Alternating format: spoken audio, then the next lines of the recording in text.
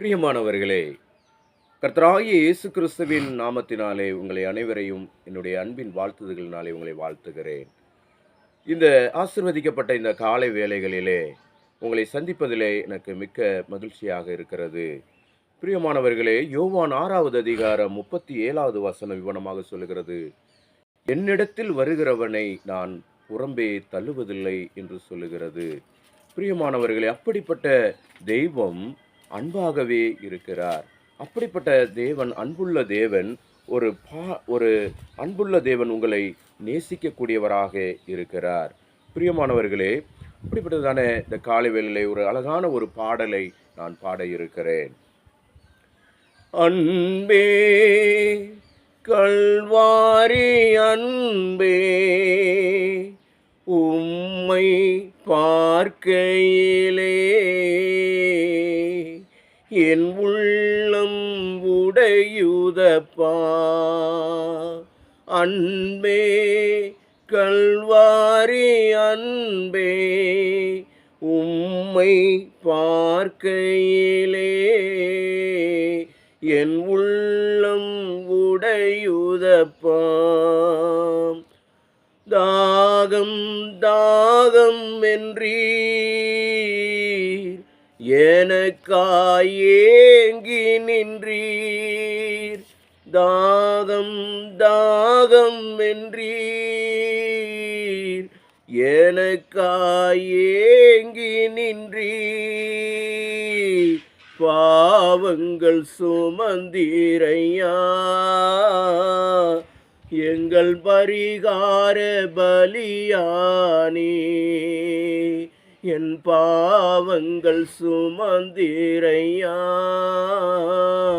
எங்கள் பரிகார பலியானே. அன்பே கல்வாரி அன்பே, உம்மை பார்க்கையிலே என் உள்ளம் உடையுதப்பா. காயங்கள் பார்க்கின்றேன்,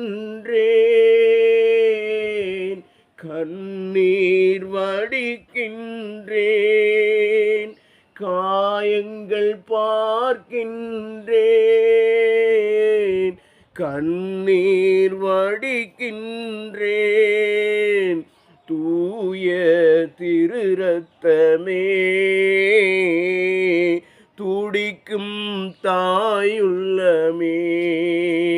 தூய திரு ரத்தமே, துடிக்கும் தாயுள்ளமே. அன்பே கல்வாரி அன்பே, உம்மை பார்க்கையிலே என் உள்ளம் உடையுதப்பா. ஆணைக்கும் கரங்களிலே ஆணிகளா சுவாமி, ஆணைக்கும் கரங்களிலே ஆணிகளா சுவாமி. நினைத்து பார்க்கையிலே என் நெஞ்சம் உருகுதையா. உம்மை நினைத்து பார்க்கையிலே என் நெஞ்சம் உருகுதையா. அன்பே கல்வாரி அன்பே, உம்மை பார்க்கையிலே என் நெஞ்சம் உடையுதப்பா. நெஞ்சிலே ஓர் ஊற்று நதியாய் பாயுதையா. நெஞ்சிலே ஓர் ஊற்று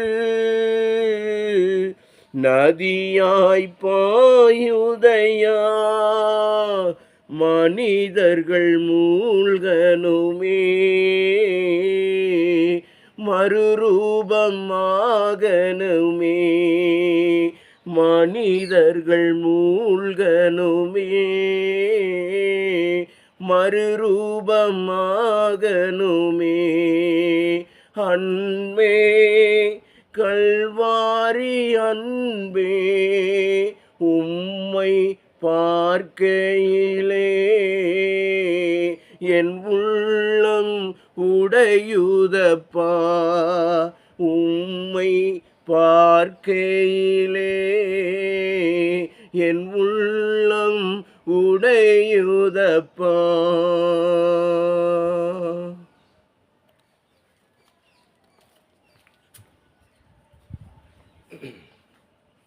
எனக்கு அன்பான சகோதரனே, சகோதரியே, உங்களை இந்த வேளையிலே நான் சந்திப்பதில் நான் மிக்க மகிழ்ச்சியுள்ளவனாக நான் இருக்கிறேன். இந்த வாய்ப்பை கொடுத்த நம்முடைய கர்த்தருக்கு முதலாவது நாம் ஸ்தோத்திரம் நாம் செலுத்தலாம். உங்களுக்கும் என்னுடைய நன்றியை நான் தெரிவித்துக் கொள்கிறேன். நல்ல ஒரு பாடலை கேட்டீர்கள். நம்முடைய கல்வாரி அன்பு அது எவ்வளவு அது பெரிதென்பதை நீங்கள் பார்த்தீர்கள், நீங்கள் கேட்டீர்கள். அது உண்மையிலே நாம் நினைக்கும்போது நம் உள்ளம் உருகக்கூடியதாக இருக்கிறது. அந்த தேவனை குறித்து ஒரு சில வார்த்தைகள் உங்களிடத்தில் நான் சொல்ல நான் விரும்புகிறேன். யோவான் 6ஆம் அதிகாரம் 37வது வசனத்தில் இப்படி சொல்லுகிறது, என்னிடத்தில் வருகிறவனை நான் ஒருபோதும் புறம்பே தள்ளுவதில்லை என்று சொல்லி வேதம் சொல்லுகிறது. இன்றைக்கு அநேகரால நீங்கள் தள்ளப்பட்ட நிலைமையில் இருக்கிறீர்களா? எல்லாராலும் புறக்கணிக்கப்பட்ட நிலைமையில் நீங்கள் இருக்கிறீர்களா? உங்களுடைய சொந்த பந்தங்கள் உங்களை புறக்கணித்திருக்கலாம், உங்களுடைய உறவினர்கள் உங்களை புறக்கணித்திருக்கலாம், நீங்கள் வேலை செய்கிற இடத்துல உங்களை புறக்கணித்திருக்கலாம். எல்லா நிலைமைகளிலும் நீங்கள் புறக்கணிக்கப்பட்ட நிலைமையில் இருக்கலாம். ஒரு சில நேரங்களில் பாவத்தின் பிடியில் இருக்கிற ஒரு மனிதன் தன்னைத்தானே காப்பாற்றிக்கொள்ள முடியவில்லை என்று சொல்லி தன்னைத்தானே வெறுத்து நம்மளையே வெறுக்கக்கூடிய தன்னைத்தானே வெறுக்கக்கூடிய சூழ்நிலையில் இன்றைக்கு மனிதர்கள் வாழ்ந்து கொண்டிருக்கிறார்கள். எனக்கு அன்பான சகோதரனே, சகோதரியே, உங்களுக்கு ஒரு நல்ல செய்தி. ஆண்டவரிடத்தில் நீங்கள் வருவீர்களானால் ஆண்டவர் உங்களை புறம்பே தள்ளுவதில்லை. இந்த ஆண்டவர் என்று சொல்லுகிறது ஆண்டவராகிய இயேசு கிறிஸ்துவை குறித்து நான் உங்களிடத்தில் நான் சொல்லக்கூடியவனாக நான் இருக்கிறேன். என்னிடத்தில் அப்படின்னு சொல்லும்போது ஆண்டவர் சொல்லுகிறார். இயேசு கிறிஸ்துவை குறித்து இந்த இடத்துல படிக்கலாம். இயேசு கிறிஸ்துவத்தில் வருகிறவர்களை அவர் ஒருபோதும் புறம்பே தள்ளுவதில்லை. அப்படி என்று சொன்னால் அவர் எப்படி தள்ளாமல் இருக்க முடியும் அப்படின்னு சொன்னால், புறக்கணிக்கப்பட்ட நிலைமையில் இருந்தவர் ஆண்டவராக இயேசு கிறிஸ்து. அவர் நீங்கள் படுகிற பாடுகள் உங்களை புறக்கணித்தது போலவே இயேசு கிறிஸ்துவும் புறக்கணிக்கப்பட்டதுனால திக்கற்றவர்களுக்கு தெய்வமே துணை என்றுகிறபடி உங்களை தேற்றுவதற்கும் உங்களை ஆற்றுவதற்கும் உங்களை ஏற்றுக்கொள்வதற்கும் ஒருவர் இருக்கிறார். அவர்தான் ஆண்டவராக இயேசு கிறிஸ்து. அவர் ஏற்கனவே அவர் புறக்கணிக்கப்பட்ட நிலைமையில் இருந்தவர். அப்படிப்பட்டவர் தான் புறக்கணிக்கப்பட்டவர்களை ஏற்றுக்கொள்ள முடியும். இயேசு கிறிஸ்து பிறக்கும் போதே அவரை புறக்கணித்தார்கள். அவர் தங்குவதற்கு இடமில்லை, சத்திரத்தில் இடமில்லாதபடினாலே என்று சொல்லி வேதம் சொல்லுகிறது. அதனால பிறக்கும் போதே அவருக்கு ஒரு வீடு கிடைக்கவில்லை, அவர் புறக்கணிக்கப்பட்டார். அவர் 33 வருஷ காலம் வாழ்ந்தார். வாழ்ந்தபோது அவருக்கு சொந்தமாக ஒரு வீடு கிடையாது, சொந்தமாய் பவனி செல்வதற்கு ஒரு கழுதை கிடையாது. கடைசியில் அவரை மரித்து கொண்டு போய் அடக்கம் பண்ணும்போது கூட அவருக்கென்று ஒரு சொந்தமாய் ஒரு கல்லறை கிடையாது. அது அரிமத்திய யூரானாகிய யோசேப்புடைய கல்லறை. அதனால எல்லாராலும் புறக்கணிக்கப்பட்ட நிலைமையில் இருந்த இயேசு கிறிஸ்து உங்களை அவர் புறக்கணிக்கப்படுவதில்லை. உங்களை புறக்கணிப்பதற்கு பல காரணங்களை சொல்லலாம். ஆனால் இயேசு கிறிஸ்து புறக்கணிக்கப்பட்டதற்கு எந்த ஒரு காரணமும் இல்லை. நீங்கள் நானும் பாவம் செய்யும் போது இந்த உலக மக்கள் நம்மை புறக்கணிக்கலாம். ஆனால் இயேசு கிறிஸ்து பாவம் செய்யவில்லை.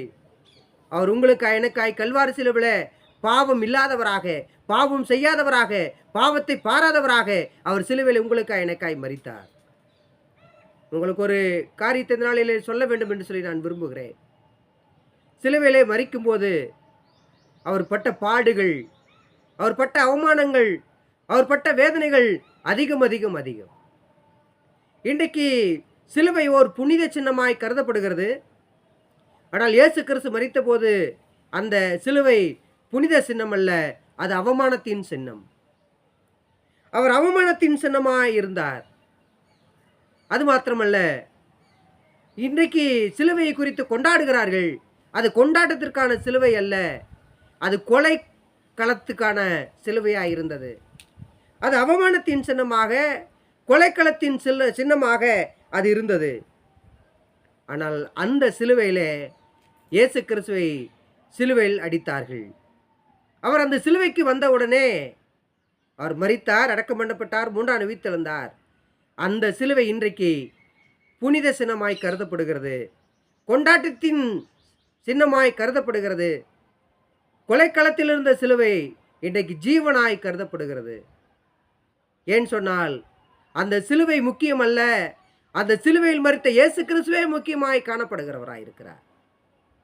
உங்களை எல்லாரும் இன்றைக்கு அவமானமாய் எண்ணலாம். நீங்கள் கொலைக்கு நியமிக்கப்பட்டவர்களாய் இருக்கலாம். ஒருவேளை தற்கொலை செய்து கொள்ளலாம் என்ற எண்ணத்தோடு கூட நீங்கள் இருக்கலாம். ஆனால் நீங்கள் எப்படிப்பட்டவர்களாக இருந்தாலும் நீங்கள் இயேசு கிறிஸ்துவிடத்திலே நீங்கள் வருவீர்களானால் இயேசு கிறிஸ்து உங்களை புறம்பே வேண்டாம் என்று சொல்லி அவர் தள்ளுவதில்லை.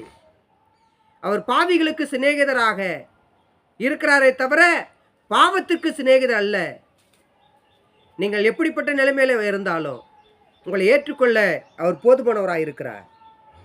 நீங்கள் அவமானப்படுத்தப்பட்ட நிலைமையில் இருக்கிறீர்களா?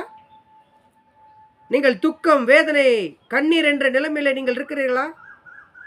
நீங்கள் இயேசு கிறிஸ்துவிடத்தில் வருவீர்களானால் உங்கள் துக்கம் சந்தோஷமாய் மாறும், உங்கள் கவலைகள், கண்ணீர் எல்லாம் மாறிவிடும் என்று ஒரு பாட்டுக்காரன் பாடுகிறார். எனக்கு அன்பான சகோதரனே, சகோதரியே, நீங்கள் இந்த வேளையில என்ன நிலைமையில வேண்டுமானாலும் இருக்கலாம். ஆனால் உங்களை ஏற்றுக்கொள்வதற்கு ஒருவர் இருக்கிறார். இந்த உலகத்தில் உங்களை ஏற்றுக்கொள்வதற்கு ஒரு ஆள் வேண்டுமானால் அவரிடத்தில் ஏதாவது இருந்தால் மாத்திரமே இந்த உலகம் ஏற்றுக்கொள்ளும். பணம் இருந்தால் சிலர் ஏற்றுக்கொள்வார்கள், பதவி இருந்தால் சில இடத்துல ஏற்றுக்கொள்வார்கள், சொத்து பத்து இருந்தால் சிலர் ஏற்றுக்கொள்வார்கள். ஆனால் நீங்கள் எந்த நிலைமையில் இருந்தாலும் உங்களை மனரமியமாக ஏற்றுக்கொண்டு உங்களுக்கு சந்தோஷத்தையும் சமாதானத்தையும் கொடுக்க ஆண்டவராய் இயேசு கிறிஸ்து உங்களை அன்போடு கூட அழைக்கிறார். நீங்கள் பாடலை கேட்டீர்கள், தாகம் தாகம் என்றீர். கல்வாரி சிலுவையிலே இயேசு கிறிஸ்து சாகும்போது அவர் தண்ணீர் இல்லாமல் அவர் கஷ்டப்பட்டார். அவர் தாகத்தால் அவர் அவதிப்பட்டார். அவருக்கு தண்ணீர் கொடுப்பதற்கு அங்கே ஆள் இல்லை. இதெல்லாம் காரணம் என்னவென்று சொன்னால் அவர் செய்த பாவத்திற்காக அவர் சிலுவையிலே சாகவில்லை. நீங்களும் நானும் செய்த பாவத்திற்காக அவர் சிலுவையிலே அவர் மரித்தார், அடக்கம் பண்ணப்பட்டார், 3ஆம் நாளில் உயிர்த்தெழுந்தார், இன்றைக்கு உயிரோடு கூட இருக்கிறார். அந்த உயிர்த்தெழுந்த தெய்வத்தை தான் இந்த நாளிலே உங்களுக்கு நாங்கள் அறிவித்துக் கொள்கிறோம். அந்த உயிர்த்தெழுந்த தெய்வத்தை குறித்து இந்த வேதாகமும் அதிகமாய் காண்பிக்கிறது. அதில் ஒரு காரியத்தை தான் இந்த நாளிலே நான் உங்களுக்கு சொல்லுகிறேன். அவரிடத்தில் வருகிறவர்களை அவர் ஒருபோதும் புறம்பே தள்ளுவதில்லை, உங்களை நெக்லெக்ட் பண்ணுவதில்லை, உங்களை அவமானப்படுத்துவதில்லை, உங்களை வேண்டாம் என்று ஒதுக்கி வைப்பதில்லை. இந்த உலகம் உங்களை ஒதுக்கி வைக்கலாம், இந்த உலகம் உங்களை நெக்லெக்ட் பண்ணலாம், இந்த உலகம் உங்களை அவமானப்படுத்தலாம். ஆனால் நீங்கள் எந்த நிலைமையில் இருந்தாலும் ஆண்டவராய் இயேசு கிறிஸ்துவிலே வருவீர்களானால் உங்களை அவர் ஏற்றுக்கொள்ளக்கூடியவராய் இருக்கிறார். அதனாலே திக்கு தெரியாமல் திசை தெரியாமல் வாழ்ந்து கொண்டிருக்கிற எனக்கு அன்பான சகோதரனே, சகோதரியே, இந்த ஆண்டுடைய அன்பை ஒரு விஷயமாய் நினைவு கூறுங்கள். இந்த அன்பை நாம் நினைக்கும் போது இந்த அன்புக்கு ஈடாக நாம் ஒன்றையும் கொடுக்க முடியாது. அது தேவனுடைய அன்பாக இருக்கிறது. அந்த அன்புள்ள தெய்வம் உங்களை அழைக்கிறார். இந்த அன்புள்ள தெய்வத்திடத்தில் நீங்கள் வருவீர்களானால் உங்களை பாதுகாக்கிறவராக, உங்களை பராமரிக்கிறவராக, உங்களை போஷிக்கிறவராக, உங்களை வழிநடத்தக்கூடியவராக இருக்கிறார். அதனால் கடந்து வாருங்கள், இந்த இறை அன்பை பெற்றுக்கொள்ளுங்கள். இந்த இறை ஆசீர்வாதம் உங்களுக்கு கிடைக்கக்கூடியதாக இருக்கிறது. அந்த சிலுவைக்கு போன இயேசு கிறிஸ்து, கொலை களமாய் இருந்த அந்த சிலுவை இன்றைக்கு எல்லாரும் மதிக்கப்படுவது போல இயேசு கிறிஸ்து உங்களுடைய உள்ளத்துக்குள்ளே வருவாரானால் உங்களை எல்லாரும் மதிப்பார்கள். காரணம் உங்களை அல்ல, உங்களுக்குள்ள இருக்கிற கிறிஸ்துவினால உங்களை கர்த்தர் உயர்த்த முடியும். கர்த்தர் உங்களுக்கு மகிமையை கொடுக்க முடியும். கர்த்தர் உங்களுக்கு ஆசீர்வாதங்களை கொடுக்க முடியும். இந்த ஆசீர்வாதத்தை நீங்கள் பெற்றுக்கொள்ள நீங்கள் ஆயத்தமாக இருக்கிறீர்களா? ஆயத்தமாக இருக்கிறவர்கள் நீங்கள் எங்களோடு தொடர்பு கொள்ளலாம். மேலும் சில காரியங்களை குறித்து எங்களோடு கூட நாங்கள் சொல்ல ஆசையாக இருக்கிறோம். இந்த நாளில் இந்த சிந்தையை கர்த்தர் உங்களுக்கு ஆசீர்வதிப்பாராக. உங்களுக்காக நான் ஜெபித்து நான் முடிக்க விரும்புகிறேன். கிருபையுள்ள பிதாவே, மகிமை மாட்சி நிறைந்த உன்னதமான தெய்வமே, இந்த வேலைக்காய் ஸ்தோத்திரம். அடுத்த நாளிலே ஆண்டவரே உம்முடைய அன்பை குறித்து பாடலாய் கேட்டோம் ஆண்டவரே. ஆண்டவரே உம்முடைய அன்பை குறித்து வசனம் கேட்டோம் ஆண்டவரே. இந்த பாடல் இந்த வசனம் எங்களுடைய உள்ளத்தை ஆளுகை செய்யட்டும். ஒருவேளை நாங்கள் ரட்சிக்கப்பட்டவர்களா என்னுடைய அன்பை உணர்ந்தவர்களா இருப்போமானால் ஆண்டவரே உமக்கு நாங்கள் நன்றி சொல்லுகிறோம். ஒருவேளை உம்முடைய அன்பை உணராதவர்கள் இருப்பார்களானால், ஏற்றுக்கொள்ளாதவர்கள் இருப்பார்களானால் அவர்களும் இந்த அன்பை ஏற்றுக்கொள்ளத்தக்கதாக உதவி செய்ய வேண்டும் என்று எங்களை தாழ்த்தி ஒப்பு கொடுத்து நாங்கள் வைக்கிறோம். தொடர்ந்து ஆசீர்வதிங்க, தொடர்ந்து பலப்படுத்துங்க. அருமை இரட்சகராகிய இயேசு கிறிஸ்து மூலமாய் துதி சோத்திரங்களையும் ஜெப விண்ணப்பங்களையும் ஒரு கேட்டு படைக்கிறோம் எங்கள் ஜீவன நல்ல பிதாவே. ஆமேன், ஆமேன். நன்றி. தேங்க்யூ.